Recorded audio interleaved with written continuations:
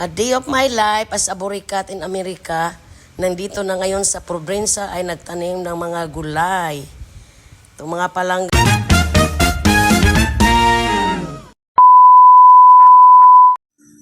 Laki tayong bukid. Laki palangga ay mangguna tayo dito para ano mga palangga, no? Oh, dapat. Ito pala ay tanim ng aking brother-in-law. Yung asawa niya nag-dialysis, yung kapatid ko, no?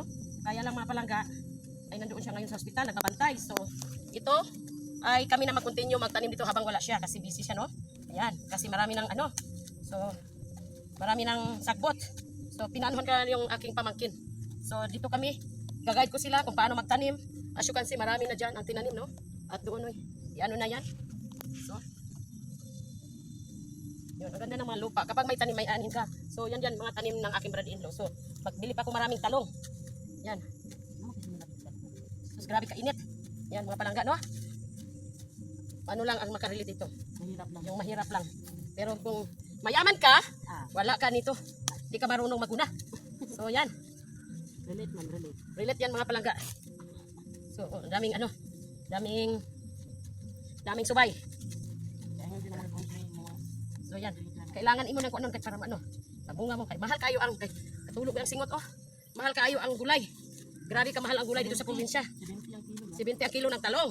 Kapalaya, 70, imagine. Damihan namin yan doon, mga palangga. So, yan.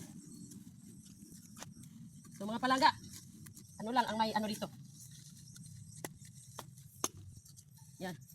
Kailangan nating magsipag para makalibre ng ano, at para makalibre tayong gula at makabinta pa pambaon ng ating mga tawag doon. Pambaon natin ng mga ano natin, pamangkin. Yung nagbo-boarding house, no? So, yan. So, yung mga palangga. So, ito pala ay talong. Dagdagan pa namin, wala natin nadala yung ano. So, yung mga palangga. Ganito mga palangga, no? Alam nyo. Alam mo, mayaman. Yung mahirap lang ang makarelate nito. Ay, nga alam mga palangga, no? Ayan mo na. Ayan. Ga, kuha atong tubig na ko, ga. Saka, noy, saka kil, ano, ng... Doon ay bunuti daw. Tanggal lagi na ang kwan. Agwa. Saka kil agwa ni Dion. Lola. Oh, nakakil. Ay, mo na kuano na. Kailangan mo na kuanan, oh. Turok na po na sunod adlaw. So, dagdagan pa natin itong mga tanim. Tingnan niyo. Kung magbinta tayo, tayo na magbinta. Tayo magbili, tayo na magbinta. So, yan ang technique mga palangga, no? Paki-share naman ang ating video. Paki-like and follow, no? Para makatulong na din kami pambili ng similya namin at sa aming pamilya. So, thank you. Pahinga muna ako. Inom muna ako tubig. Mga palangga. So, yan. Kailangan natin ng tubig. Tubig is life. At tingnan mo yung ating mukha. Naliligo na nang. Ang ako. Singot. Ah, grabe. Singot ko. Di na masirado ang aking mata. Kok. Nga. Nandoon na nga. Buhay pa. Nandoon na siya. Nanguha ang takway. Yan. Ay, wala na yun.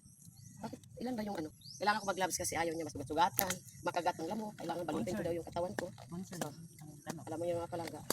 Itong asawa ko mga palangga nun yan. Kahit pag upo ko binabantayan. So, yan. Kita mo naman yun. Narinig mo paano yun. Kapag mahirapan ako mag-upo, kailangan may unan sa likod. Ako talaga unan. So, ganun talaga yung mga palangga. No? Bigay ko na lang sa kapatid ko. Oh, ang haba ng takway. Maliit lang siya. Oh, pero libre na talaga ito ulam. So, pahinga muna to. Nandiyon yung kapatid kong isa. Nananakway. So, yun mga palangga. Thank you. Nanguha siya ng takway. Oh. Dinaniman namin ng okra lahat doon pababa. Oh. Nandito pa sa'yo na ito. So, as you can see, nag-harvest sila ng okra. So, pinatiminan ko naman ang pamangkin ko yung okra doon. Pati sa baba doon. Yan, lagyan natin. Yan, ano yung kapatid ko.